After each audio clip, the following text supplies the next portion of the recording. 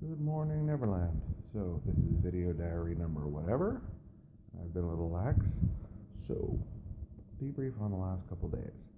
Salzburg, most amazing place on earth. Could spend a lifetime there and never see enough of it and never get sick of it. Um, just ridiculous. Although we did go to Salzkammergut, which is something for salts and Kammer and Gut. Salts is salt, I know that. Um, which is a bunch of lakes outside of Salzburg, about, I guess, 45 minutes outside of Salzburg. Unbelievably gorgeous. Just ridiculous. The downside of the trip is we took a bus tour. It's the only time we've done anything organized since we've been here.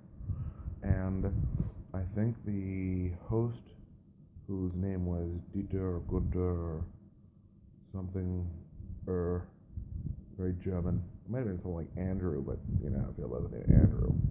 Anyway, he was a throwback to possibly the SS. Um, he was very, we will do this, we will stop on the side of the street, you can take pictures for 10 minutes. In 10 minutes, the bus leaves whether you are on it or not. Go. And then we go. We had a little coffee and cake, which is delightful. Coffee here, Riddick. Dunkin' Donuts can, my. And then we finally get to Wolfgangsee, which has the most beautiful lake. And he's like, okay, follow me, follow me. In a half hour, we will meet down in the plaza. If you're not there in the plaza, you will not get back on the bus. And then he walked us 100 yards. He goes, okay, you have 25 minutes for shopping. And you will shop quickly, and you will buy things, many things. And then you will get back on the bus. If you don't get on the bus, we will leave without you. Achtung! I added the Achtung. The rest of it is pretty much accurate. I met a couple of older Brits, and they're like, well, he's a little bit intense, isn't he? I'm like, well, you know, he's silly Germans, Austrians, whatever. I still confuse the two, even though my wife hits me every time I do. And they actually almost left two people behind because they did not come back in 25 minutes. And then that night we went out and we went to a glorious restaurant where I've actually been drinking, for me, a lot of beer, which I think is 5 in 6 days. So that's a lot of beer for me. And it's delicious. Let's see, what else? Then yesterday were the let's travel all over Austria in a day. Now the goal was to go to Linz, not Linz, Linz. I'm learning you have to do the when you say Linz, because the is how you do Z's. Hey, Leah's naked, wanna see? She moved the door in the way because she's shy. Yeah, right. Um, so we went from Salzburg to Linz. And we walked around Linz. Linz is very cool. It's small, and it's pretty much like the Frederick of Austria.